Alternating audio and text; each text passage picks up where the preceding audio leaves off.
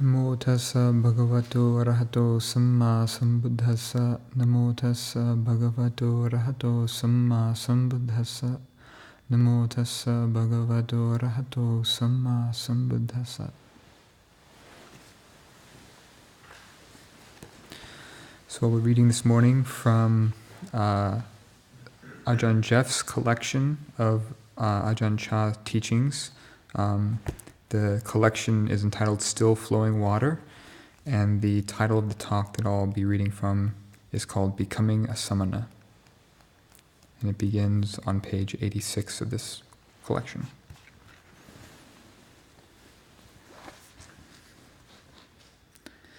Today I'm giving special instructions specifically for the monks and novices.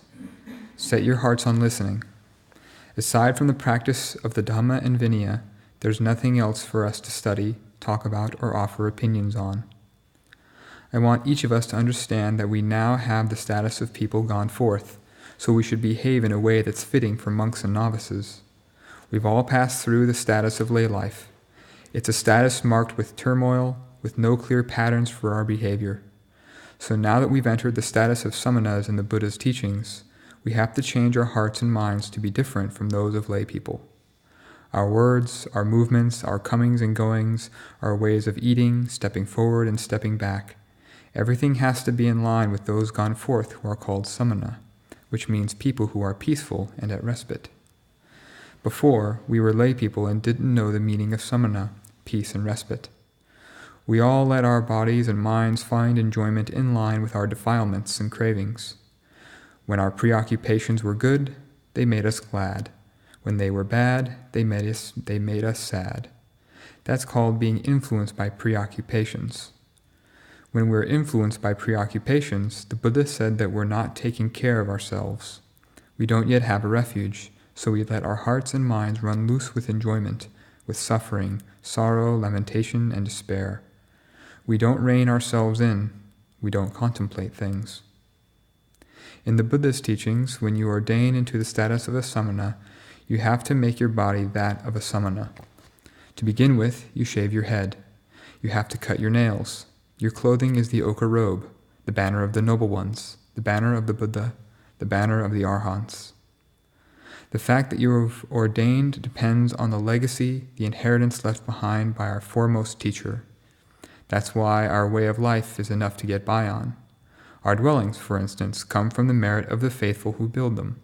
We don't have to fix our food, and this comes from the legacy, the inheritance left behind by our foremost teacher. Our medicine, our clothing, all these things depend on the legacy left behind by the Buddha. Once you've been ordained in the Buddha's teachings, you've been supposed into being a monk, but you're not yet a genuine monk, you know. You're a monk on the level of supposition. In other words, you're a monk as far as your body, the shaved head, the yellow robes. You're a monk on the level of supposition. It's the same as when they carve wood, sculpt cement, or mold bronze to be the Buddha on a level of supposition. It's not the genuine Buddha. It's gold, lead, bronze, wood, lacquer, stone. These things have been supposed into being a Buddha, but they're not the Buddha. They're the Buddha on the level of supposition, not the genuine Buddha. It's the same with you. You've been formally declared to be monks who have ordained in the Buddha's teachings, but you're not yet monks. You're supposed monks, not genuine monks. What this means is that your hearts are not yet fully endowed with goodwill, compassion, empathetic joy, and equanimity. Your purity isn't yet all the way there. You have greed, aversion, and delusion obstructing the arising of genuine monks within you. These things have all been with you since way back when, from the day of your birth, from your previous lifetimes. You've been nourished with greed, aversion, and delusion all along up to the present. So when people like you are ordained to be monks, you're still just supposed monks. You still live on greed, aversion, and delusion in your hearts. Real monks abandon these things. They drive greed out of their hearts, drive aversion out of their hearts, drive delusion out of their hearts. They contain no poison, no danger. If there's still poison, you're not yet a monk. You have to drive these things out so that you can reach purity. So you have to start trying to destroy greed, aversion, and delusion, which are the dominant defilements in each of you. These things keep you fenced into states of becoming and birth. The reason you can't reach peace is because greed, anger, and delusion are obstacles blocking the Samana, peace, from arising in your hearts. As long as it can't arise, you're not really monks. In other words, your hearts aren't yet at peace with the way,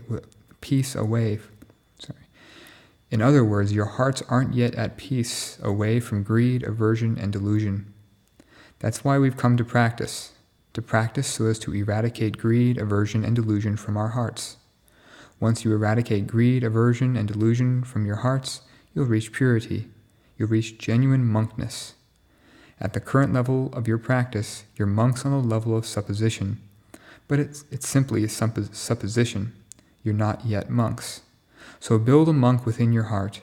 You build a monk by means of your heart, not by any other means. In building a monk by means of your heart, you don't use just your heart. Two things. One, your body. Two, your speech also have to be involved. Before your body and speech can do anything, it first has to come out of the heart. For things to exist just in your heart and not to come out in your actions and speech, that can't happen either. So these things are connected with one another. When we speak of the heart, of the beauty of the heart, the polished smoothness of the heart, it's like speaking of a smooth, polished wooden pillar. The wood we use to make the board or pillar, before it's smooth and polished, and they coat it with shellac to make it beautiful, first has to be cut from a tree. They have to cut off the crude ends and then split it and saw it. All kinds of things. The heart is like a tree. We have to take it from its crudeness, cutting away its crude parts, cutting away its roots, its branches, its bark, destroying everything that's not smooth and polished. You have to destroy those parts until you reach a state where the wood is beautiful and well-proportioned. The fact that it's beautiful and well-proportioned comes from having passed through crude activities. It's the same with those of us who are practicing. To come and make our hearts and minds pure and at peace is something good, but it's hard. We have to start with external things, our body, our speech, and then work inward. Only then will we become smooth, polished, and beautiful.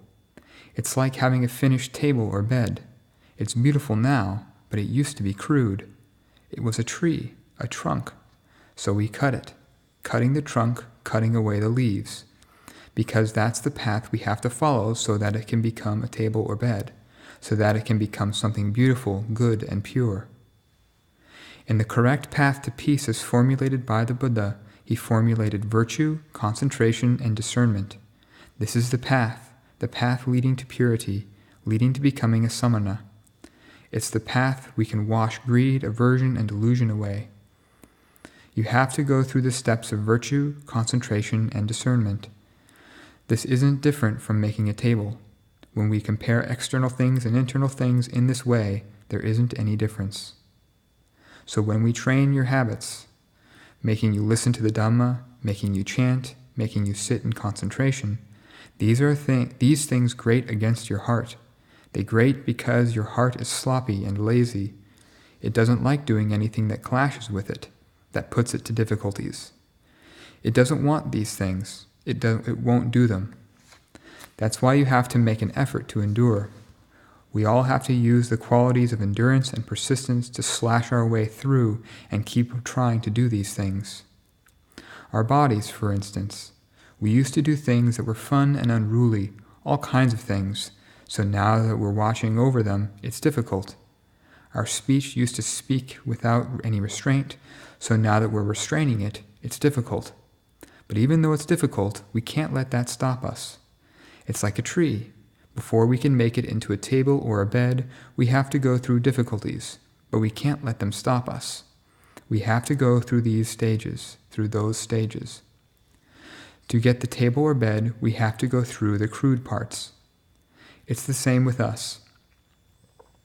When the Buddha taught so that he gained students and disciples whose minds succeeded in gaining an awakening, all of them started out as run-of-the-mill people when they ordained. Run-of-the-mill people just like us. They had the various parts of their bodies, legs, ears, eyes, just like us. Greed and aversion, just like us.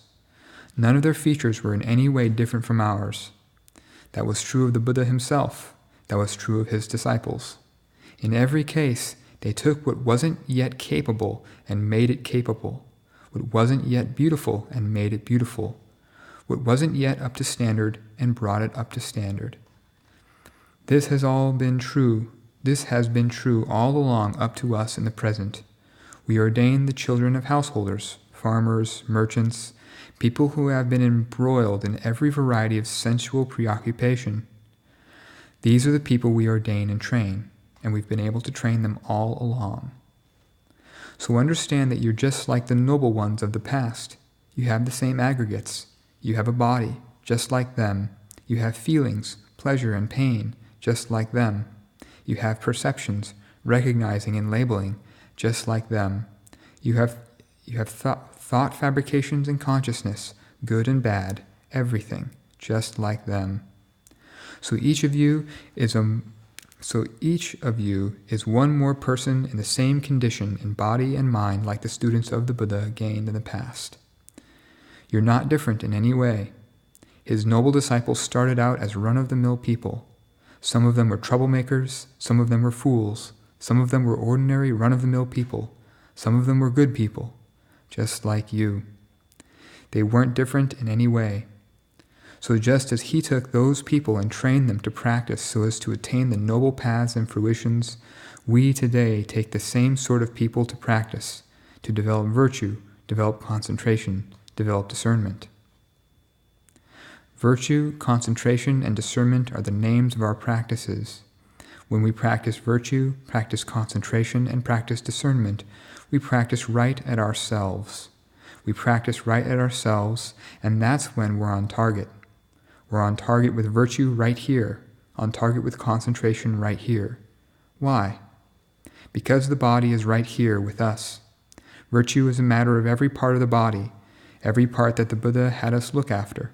With virtue, we're taught to look after our body. How is that? We have feet. We have hands. We've already got a body. This is where we look after virtue. To give rise to virtue, we look after this body we already have. The same with speech. Whether you tell lies or engage in divisive speech, coarse speech, or idle chatter, whether you use your body to kill living beings, steal people's belongings, or engage in sexual misconduct, all the things that the rules on virtue are concerned with are things that lie right with you. You already have a body. You already have speech. These are things already there with you. So when you exercise restraint, you watch them. You look. For instance, look at killing, stealing, and engaging in sexual misconduct. The Buddha has you look at crude activities of the body. Killing is using your fist or a weapon in your hand to kill animals, big or small. This is something crude. The sort of thing that you used to do before you started observing the precepts. You transgressed. And there were times when you didn't restrain your speech, telling lies, engaging in divisive speech, coarse speech, or idle chatter. Telling lies is misrepresenting the truth. Coarse speech is carelessly insulting people. You pig, you dog. Idle chatter is speaking playfully about things that serve no purpose, saying whatever comes into your head. These sorts of things we've all done in the past. We didn't exercise restraint. But now, when we look after our virtue, we look. We look at our body, we look at our speech. Who's doing the looking? Who are you using to do the looking? When you kill an animal, who knows? Is your hand what knows? Or who is it? When you go to steal something, who knows? Is your hand that knows? Is your hand what knows? Or who is it? When you engage in sexual misconduct, who's the first to know? Is your body what knows? When you tell a lie, who's the first to know? When you use coarse speech or engage in idle chatter, who's the first to know? Your mouth? Or do the words know first? Think about this. Whoever's the one who knows, get that one to look after your body and speech. Whoever's the one who knows, get that one to keep watch. Get the one who's making the others act, making them do good, making them do evil, and get that one to look after them. Catch the thief and make him the village headman. Get that one to look after the others. Get that one to contemplate. When we're told to look after the actions of the body, who will do the looking? The body doesn't know anything at all. The body walks, steps on things, goes everywhere. The same with the hand. It doesn't know anything. It catches hold of that, touches this, but only when someone else tells it to. It catches hold of that, then puts it down. It takes it up again, throws this away to take something else. In every case, there has to be someone to tell it to. It doesn't know anything. There has to be someone else to tell it, someone else to give the orders. The same with our mouth. Whether it lies or tells the truth, when it engages in divisive or coarse speech, there's someone who tells it to. For this reason, when we practice, we establish mindfulness, the ability to recollect, right at the knower, the one that's aware. If we're to steal, kill, engage in sexual misconduct, tell lies, speak divisive speech, coarse speech, or idle chatter, any of these things, the knower is what leads the way in acting or speaking. Wherever it is, stay with it. Bring your alertness, your mindfulness, always there with the knower, to get that one to look after things, to be aware. This is why the Buddha's rules deal with crude things. Killing is evil. It's against the precepts. Stealing is wrong. Sexual misconduct is wrong. Telling lies is wrong. Using coarse speech or engaging in idle chatter is wrong. These are things for us to remember. These are his rules, the laws of the Lord Buddha. So now we're careful about them. The one who used to break them, who used to order us to kill animals, to steal, to engage in sexual misconduct, to tell lies, to speak divisively, to speak coarsely, to engage in idle chatter, to act without restraint in various ways, singing, dancing, whistling, playing with musical instruments. The one who used to order us to do these things has now turned into the one who looks after our behavior. We use mindfulness, alertness, the ability to recollect, to make it exercise restraint, to look after itself well. If it's able to look after itself, then the body isn't hard to look after, for the body lies under the governance of the mind.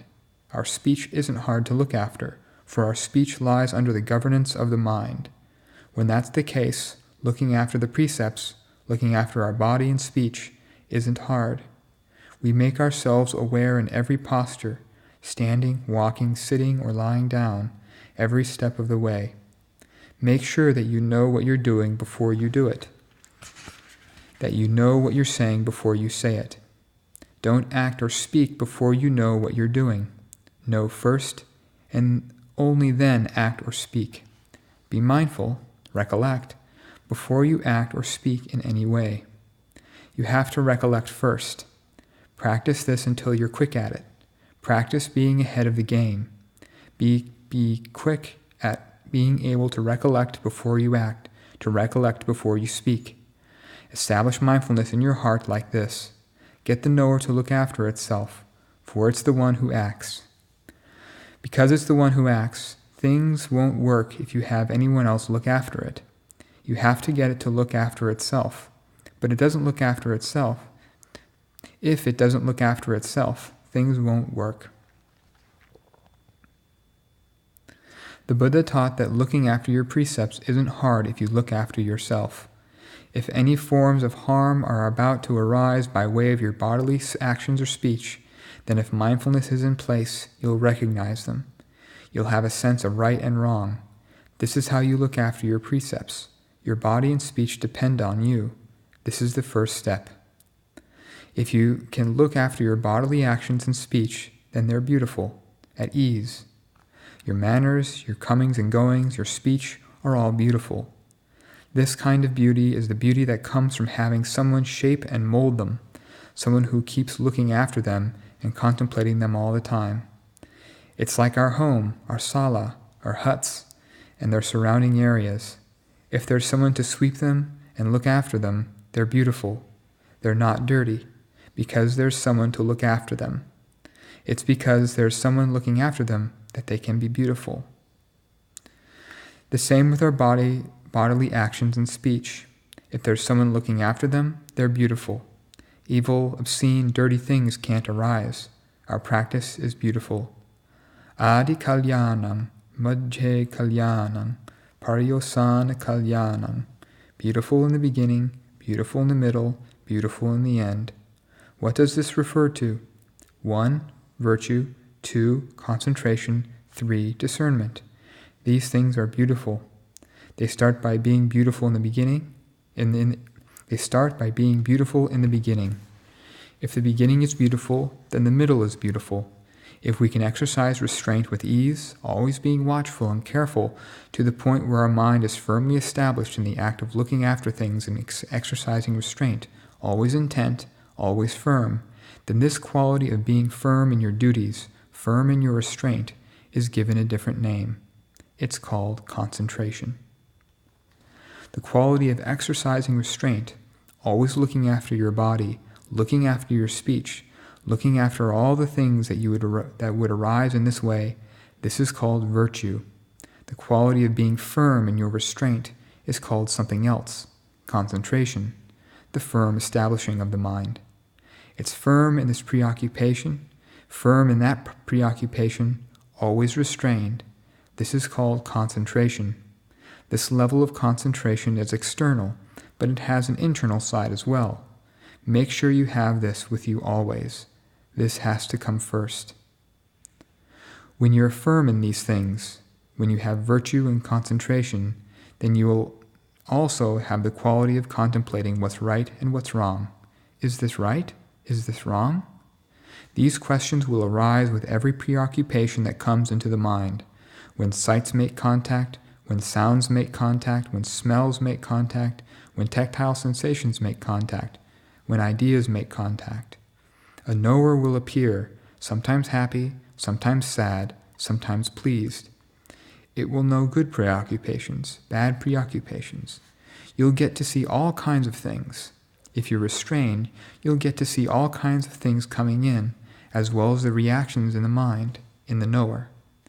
You'll be able to contemplate them. Because you've exercised restraint and are firm in your restraint, then whatever passes in there, the reactions in terms of your bodily actions, your speech, and your mind will show themselves. Things good or evil, right or wrong will arise. And then when you choose or select the proper preoccupation, this is what's called a thin layer of discernment. This discernment will appear in your heart. This is called virtue, concentration, and discernment all at once. This is how they first arise. We'll leave it there.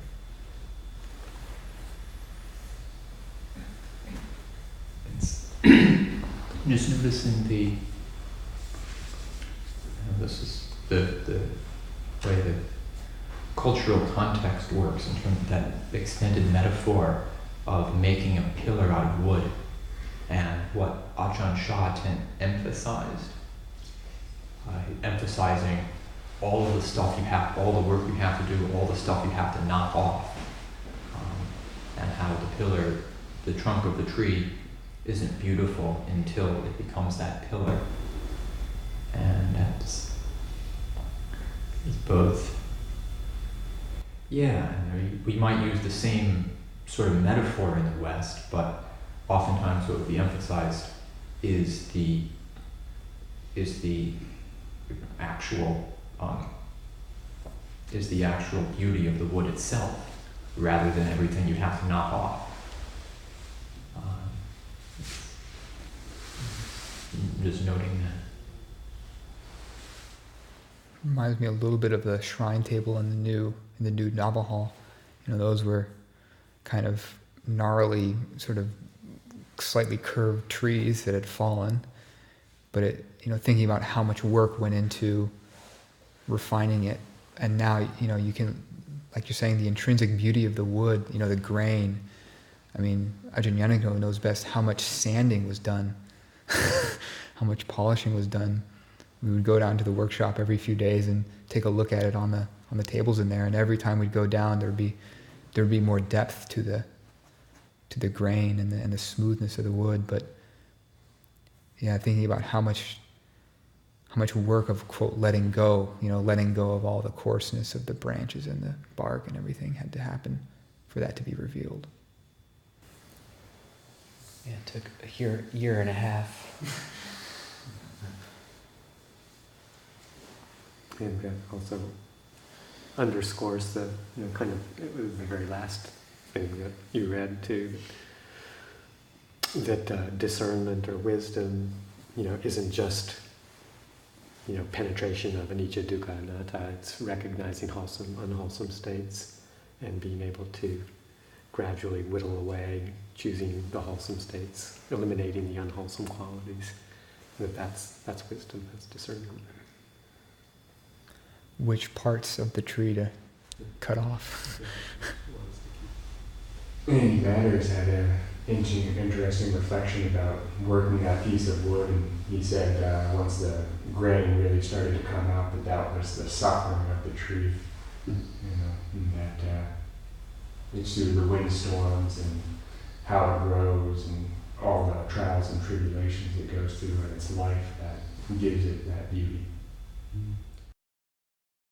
Yeah, all the rippling patterns are from the immense weight that it pushes up against itself. And without the suffering, there's no beauty. The more suffering, the more beautiful it is. He also had that little Dhamma talk for us on the blues. Singing the blues is like you're expressing suffering, but you're creating happiness out of suffering. I also found the reminder in that talk about how, going back all the way to the Buddha, that all these generations of awakened beings all started off in these coarse states. They all started off as sort of, unruly, undisciplined, sort of, kind of coarse material. And it's the process. It's like the way that Luang Por Chah or other teachers talk about, like, the training, how it's the training which, it's not like, obviously they'll credit Luang Por Chah and these other teachers, but like, they always speak most highly, like the Buddha did, of the training of the Dhamma Vinaya as the thing which brings out the beauty, or that, helps one to relinquish the coarser bits. But just thinking about, like, the training is, this process of, going to morning pujas and sort of sitting meditation, even when you don't want to. It's this slow grind in a way, but it's what enables us to go from being coarse to beautiful, just like all the other enlightened masters of the past.